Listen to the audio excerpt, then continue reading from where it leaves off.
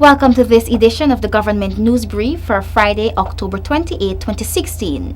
In the news, ferry to ply the Northwest and Berbice River routes to be constructed soon.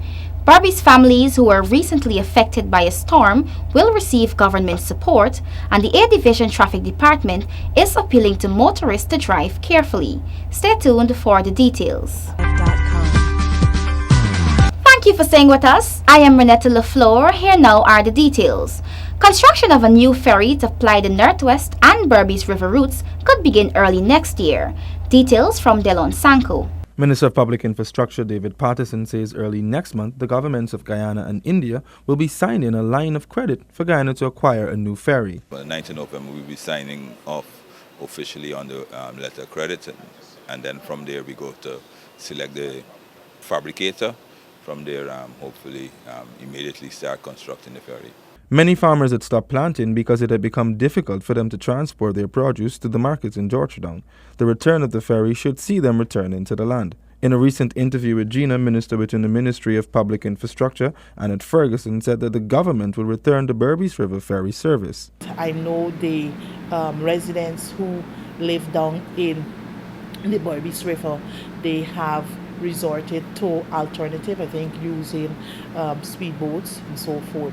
So I know there are a number of produce that farmers got to bring from their community to the marketplace.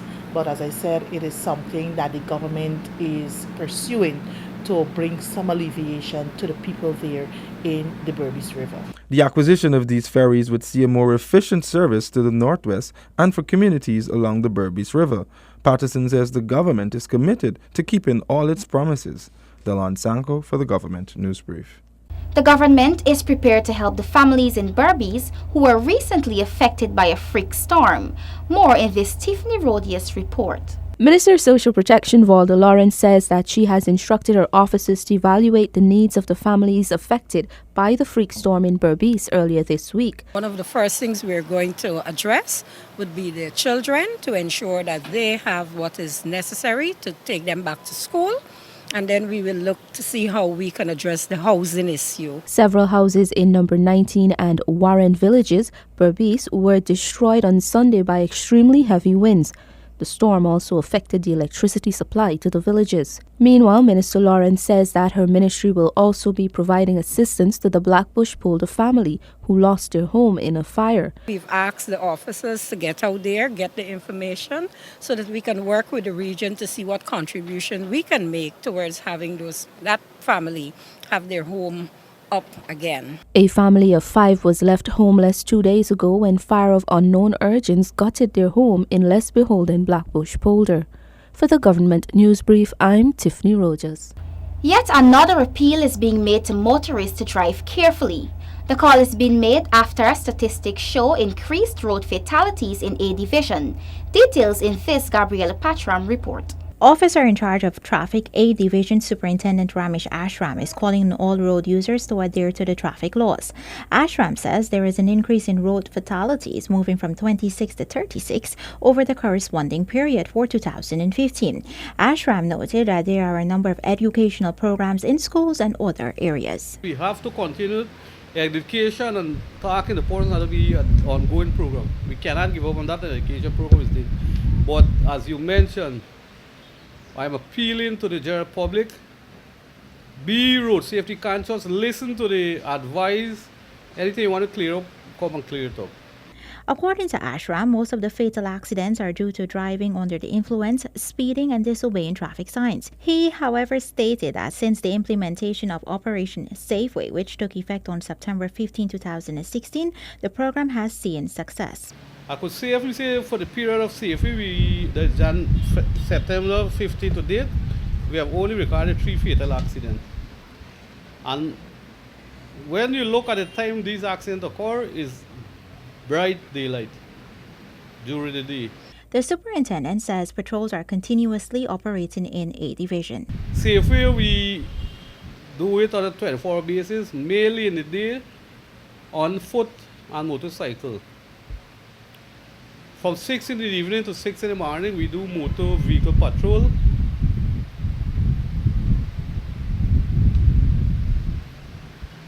We have it as a crisscross. One vehicle leave Timiri at 6 and the next one leave Georgetown at 6. So on a given 12 hour in the night, vehicle will be crisscrossing, passing each other in East Bank, driving at patrol speed. Road safety month will be observed from next Tuesday under the theme Life Does Not Have a Reset Button, Drive Carefully. For the Government News Brief, I am Gabriela Patram. Full independence of constitutional bodies has been assured. This has been one of the challenges of these agencies over the years. Zanil Williams tells us more. Prime Minister Moses Nagamutu is reminding that the opposition has not been supportive of the financial independence of constitutional offices. Last evening, the National Assembly approved allocations for 16 constitutional agencies, giving them financial independence. I felt it was an assault on people's intelligence for this opposition to come to the parliament as if it is a champion of these constitutional agencies, when up to last year they rejected the idea that you should have more of these bodies made into constitutional agencies and that their independence should be protected. And that is why I said this is a shame that they are trying to make a propaganda political point in the National Assembly using the constitutional agencies as an excuse. Explaining why the requests from the agencies could not be fully funded, Nagamutu explained that a state must be able to balance its budget and do so wisely. He said monies from the Consolidated Fund cannot just be handed out. Careful consideration must be given, seeing that it is a limited amount and that the entire society has to benefit from it. If you took all the money and you just decided to hand it out just because requests have been made by agencies, what will be there for public servants when they want to have increases in wages? What would be there left to buy medicines and medical supplies? What would be there for the pensioners? What must be there for single women, single parents receiving social assistance? What should be there to do infrastructure works, repair the roads and the streets and the bridges, and provide ferries and the airports to be renovated? A wise government must know how to spend the money. According to the Prime Minister, if monies are just handed out without careful consideration, Guyana will end up in great debt. I am Zanil Williams for the Government News Brief. Director General of Tourism Donald Sinclair says the sector performed exceptionally in 2016 and he is optimistic that 2017 will be even better. Details from Isaiah Braffett. Director General of Tourism Donald Sinclair says he is cautiously optimistic that Guyana will be seeing growth in specific markets. This, he says, is due to the collaboration between Guyana and Suriname. According to Sinclair, the two countries have drafted an accord to boost tourism. Even though the accord is not yet official, Sinclair says the partnership is already bearing fruit. Even as that is happening, we are already seeing, for example, increasing numbers of persons from Suriname visiting Guyana for entertainment purposes. Close to 60 came for the Coconut Festival. Persons from Suriname are coming here for business, and while they are here, they are paying visits to places of tourism interest. For example, we had the recently concluded Inter-Guyana Games, and about 240 participants from Suriname, persons from Suriname, came over for that. When we talk about sports or tourism, that is what we are talking about. Sinclair says that in 2017, the Tourism Department will be focusing on targeting high spenders by developing its tourism satellite account. The satellite account will be able to track the economic impact of tourism on the economy. In 2017, we're going to see a picking up of that momentum because of our need, because of the importance and the value attached to really understanding the contribution of tourism. And this is important if we are, for example, to make the case to the Ministry of Finance that, look, tourism is making this contribution of the economy. Therefore, the allocations for tourism need to be increased. Additionally, Sinclair says that in 2017, focus will be placed on developing cross-border tourism between Guyana and Brazil. While it is not seeded, Sinclair is hopeful that in the coming years, Guyana will be able to tap into the Brazilian market. Isaiah Braffett for the Government News Brief. The agriculture diversification program is moving ahead.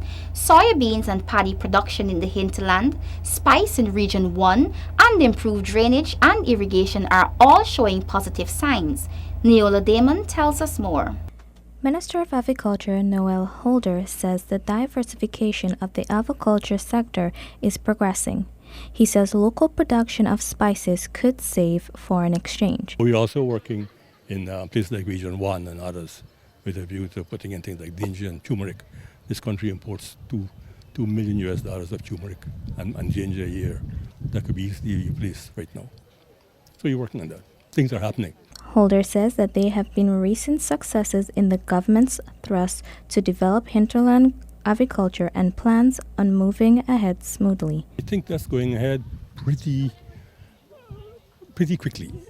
Currently, the Brazilian form of New Frontier Agriculture is in the intermediate savannas. They're putting down 300 acres of soybean right now with a view to getting up to 10,000 acres shortly. Santa Fe, the Barbadian form in the Rupnoni savannas, they're doing pretty good, and they're producing rice, a couple of thousand acres of rice, which they're exporting to Brazil. In addition, Holder says efforts to establish a reliable access to water for irrigation purposes are ongoing in the Rupununi savannas. In cattle and other crops as well. And we have teams in there now looking at the Rupununi in terms of water harvesting, so we can properly have water available in the Rupununi so that land could be made available to farmers, had access to irrigation. And I think within the next 3 to 4 years you'll see a transformation in both the intermediate savannas and the Rupununi savannas. Since coming to office following the May 2015 general and regional elections, the coalition government have been pushing for the country's agriculture sector to be more diversified and interland-based as a way of minimizing crop loss due to flooding. Neola Damon for Government News Brief. This weekend, Guyana will celebrate Diwali or Deepavali, the Hindu festival of lights. One of the major festivals of Hinduism, it spiritually signifies the victory of light over darkness, good over evil, knowledge over ignorance, and hope over despair. People will light up their homes 2 to 3 days prior to the festival with diyas and fairy lights. Gifts are exchanged between family members, and on the night of the festival, prayers are offered to Lord Vishnu and Goddess Lakshmi, which is followed by bursting of firecrackers, eating and sharing of sweets and other gourmet food. Alcohol is avoided at this festival. Gina encourages you as we celebrate Diwali this weekend to be safe and have an enjoyable Diwali. We have come to the end of today's edition of the Government News Brief. The details of these and other stories can be found on Gina's website. Gina has an active Facebook page, and we encourage you to visit and like us so you can be informed as the news unfolds. Do join us again on Monday for another edition of the Government News Brief. I am Renetta LaFleur. Thank you for watching.